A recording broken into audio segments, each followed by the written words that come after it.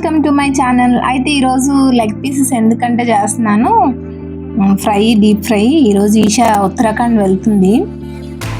So తన ఇంట్లో food ఒక 2-3 డేస్ తిందా, ఒక 1 వీక్ తింది కాబట్టి సో తన కోసం ఇంట్లోనే చేశానమాట. ఇప్పుడు గుడికి కూడా వెళ్ళిపోయాము అమ్మవారి దర్శనానికి. ఊరమ్మవారి పండుగ అవుతుంది అంటే బాగా వెళ్ళి గెలవాలని ఫ్రెండ్స్ సెండ్ ఆఫ్ ఇవ్వడానికి కూడా వచ్చారు. అయితే ర్యాపిడో ఈజ్ అన్ ఎమోషన్ కదా ఈ టైంలో. అంటే నవ్వలేక ఏడవడం అంటే ఇదేనేమో.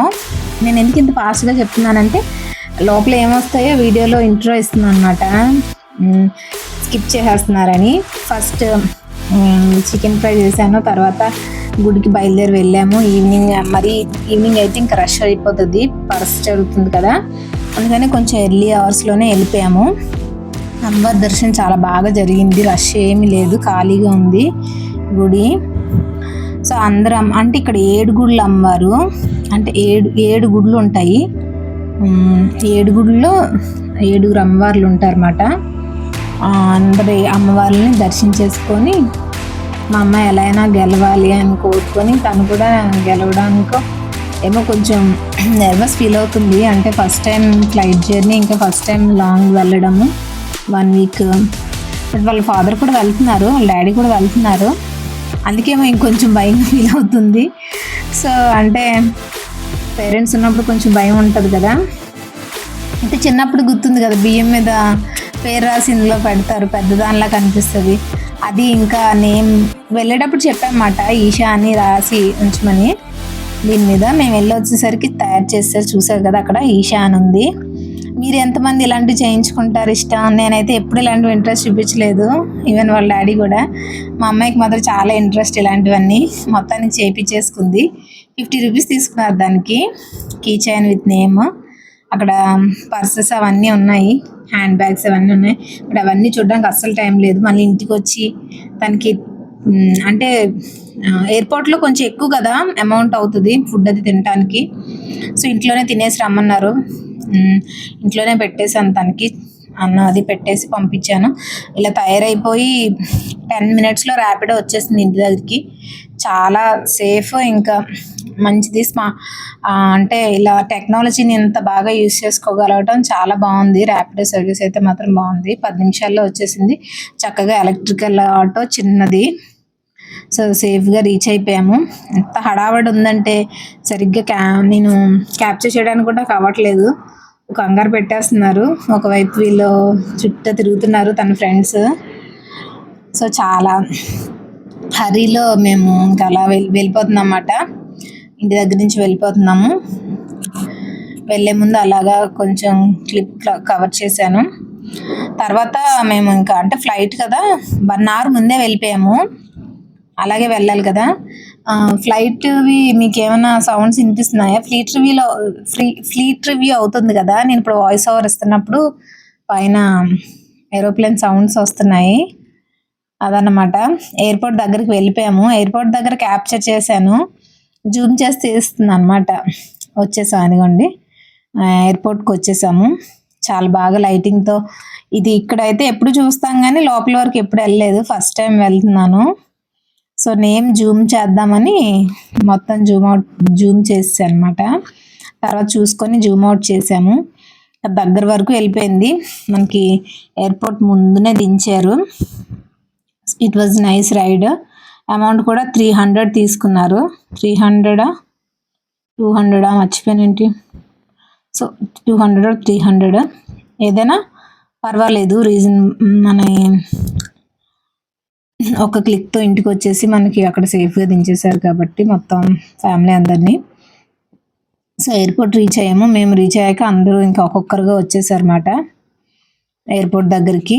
మేము త్వరగానే వెళ్ళిపోయాము, లేట్ చేస్తామేమో అనుకున్నాను కానీ ఎర్లీగా రీచ్ అయిపోయాము. అందరూ ఒక్కొక్కరు గ్యాదర్ అయిపోతున్నారు అన్నమాట. మొత్తం అందరూ చిన్నపిల్లలే, ఈషాలాగా అమ్మాయిలు అబ్బాయిలు వాళ్ళందరూ ఫ్యామిలీస్తో పాటు సెండ్ ఆఫ్ ఇవ్వడానికి వచ్చారు. వీళ్ళందరికీ కూడా ఒక్కొక్కరికి ఇందులో చాలా మందికి ఫస్ట్ నేషనల్స్, ఇంకా ఫస్ట్ ఫ్లైట్ జర్నీ కూడా, అందుకని అందరూ ఎక్సైటింగ్గా ఉన్నారు.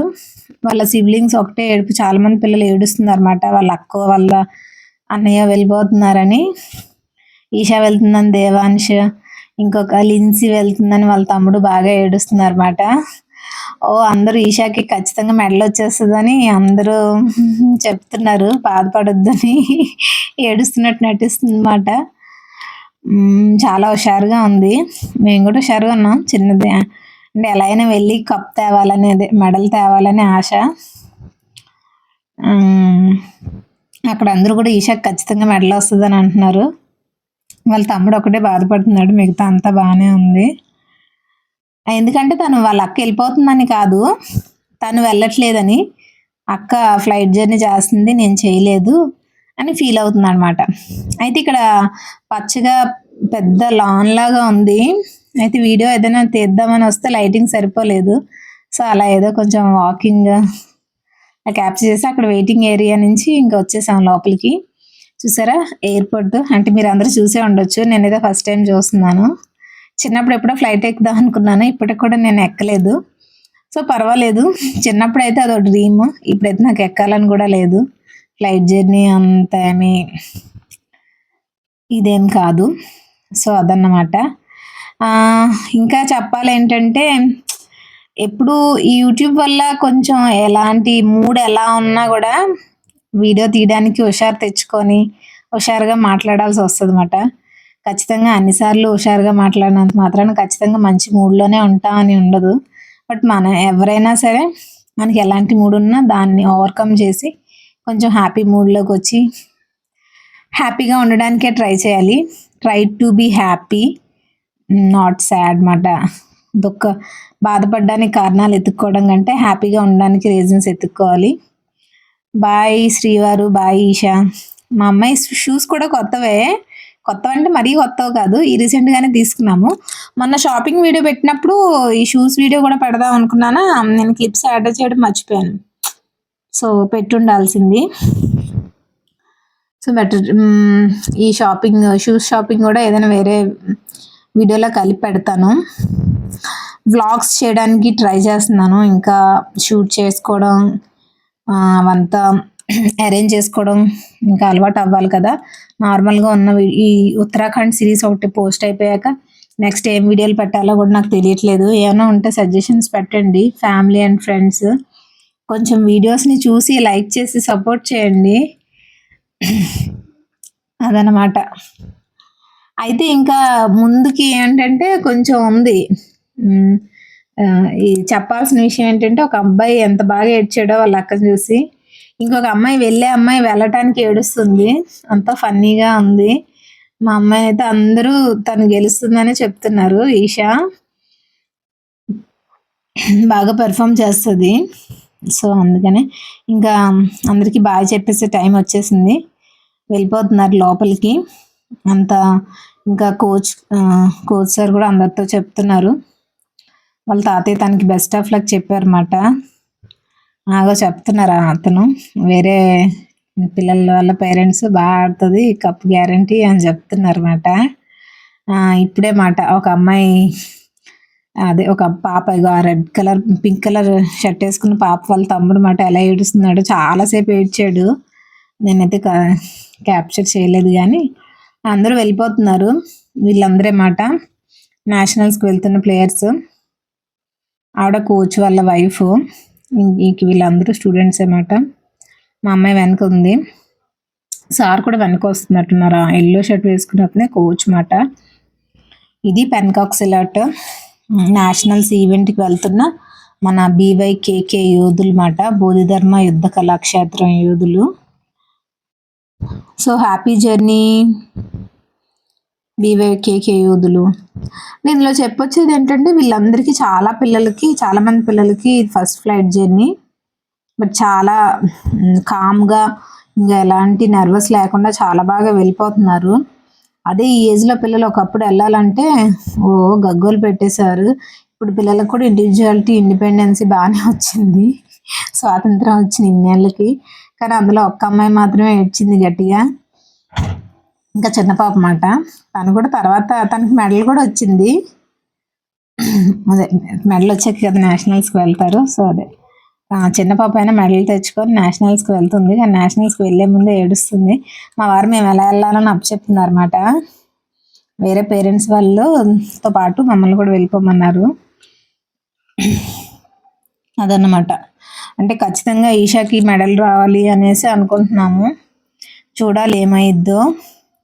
అక్కడ పేరెంట్స్ అందరూ కూడా ఆల్ ది బెస్ట్ చెప్పారు తనకి.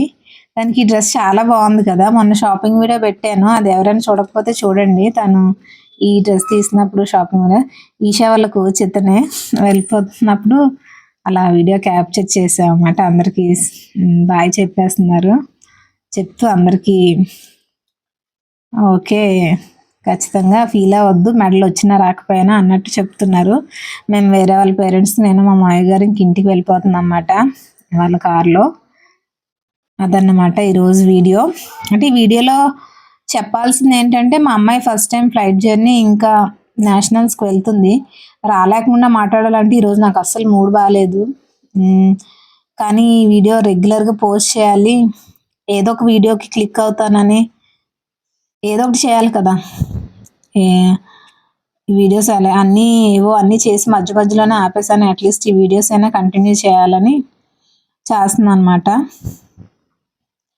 ఇంకా అలాగా మూడ్ బాగున్నా బాగోకపోయినా వీడియో పోస్ట్ చేయడం అలవాటు చేసుకున్నాను.